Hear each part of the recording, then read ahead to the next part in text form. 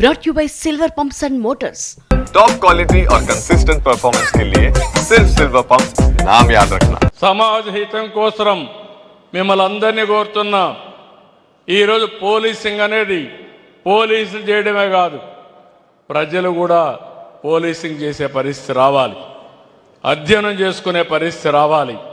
మీరు అది చేయగలిగితే ఈ రాష్ట్రాన్ని జీరో టాలరెన్స్తో 100% లా అండ్ ఆర్డర్ కాపాడే బాధ్యత ఈ ప్రభుత్వం తీసుకుంటామని మరొకసారి మీ అందరికీ విజ్ఞప్తి చేస్తున్నా।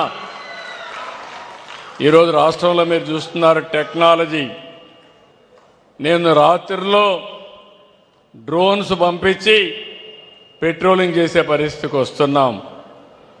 ప్రతి జిల్లాలో ప్రతి ప్రాంతంలో సీసీటీవీ కెమెరాలు పెట్టి ఎక్కడికక్కడ రియల్ టైంలో లా అండ్ ఆర్డర్ కాపాడే పరిస్థితికి వస్తాం। ఇంకా వినూత్నమైన మార్గాల ద్వారా ఏమేం చేయాలో అన్నీ చేస్తాం। కానీ అన్నీ చేసినా ప్రజల నుంచి సహకారం లేకపోతే అనుకున్న లక్ష్యాన్ని మనం నెరవేర్చలేం। నా నమ్మకం మీ మీద। మొన్న ఎన్నికల్లో చూశాం, నేను ఒక పిలుపిచ్చాను, మా మిత్రుడు పవన్ కళ్యాణ్ గారు నేను బీజేపీ కలిసి ముందుకొచ్చాం, మీకు హామీ ఇచ్చాం।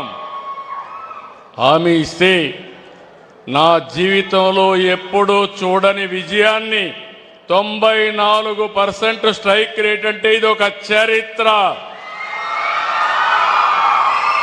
ఇది ఒక నమ్మకం। ఇప్పుడు మళ్ళీ మిమ్మల్ని అందరిని అడుగుతున్నా, రాష్ట్రాన్ని బాగు చేయడం కోసం సుపరిపాలనలో తొలి అడుగు వేశాం। నేను ఒకటే మీకు విజ్ఞప్తి చేస్తున్నా, అంతా బాగుంటే చేయడం చాలా సులభంగానే అన్ని విధాల అధ్వానమైన పరిస్థితిలో ఈరోజు ఉన్నాం।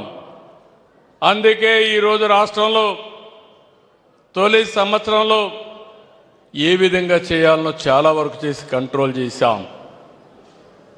ఈ రెండో సంవత్సరం ప్రధానమైన సమస్యలపైన మళ్ళీ దృష్టి పెట్టాను।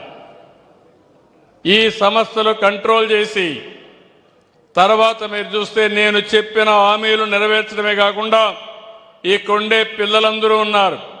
నేను పనిచేసేది ఈ రాష్ట్రం బాగుండాలని, అందరూ ఆనందంగా ఉండాలని, ఆరోగ్యంగా ఉండాలని, ఆర్థికంగా వెసులుబాటు రావాలని ధ్యేయంతో పనిచేస్తున్నాను। ఈ పిల్లల భవిష్యత్తు బంగారు భవిష్యత్తు కావాలనేది నా ఆకాంక్ష, నా కోరిక।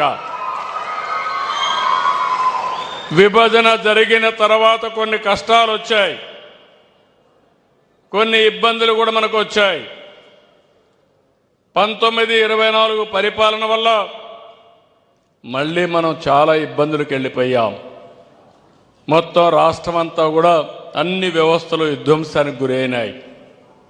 ఇప్పుడు మీలో కూడా కనీసం గంజాయి డ్రగ్స్ కానీ పూర్తిగా పరిరక్షించుకోలేకపోతే జాతి నిర్వీర్యం అయిపోతుంది। ఆ సమస్యల నుంచి బయటపడాలంటే ప్రజా చైతన్యమే మార్గం। మీరు ముందుకు రండి, మీకు అండగా మేము ఉంటాం। తప్పకుండా మళ్ళా నా ఆలోచన ఒకటి, 2047కి ప్రపంచంలోనే తెలుగు జాతి నెంబర్ 1 జాతిగా ఉండాలనేది నా ఆకాంక్ష, ఆలోచన।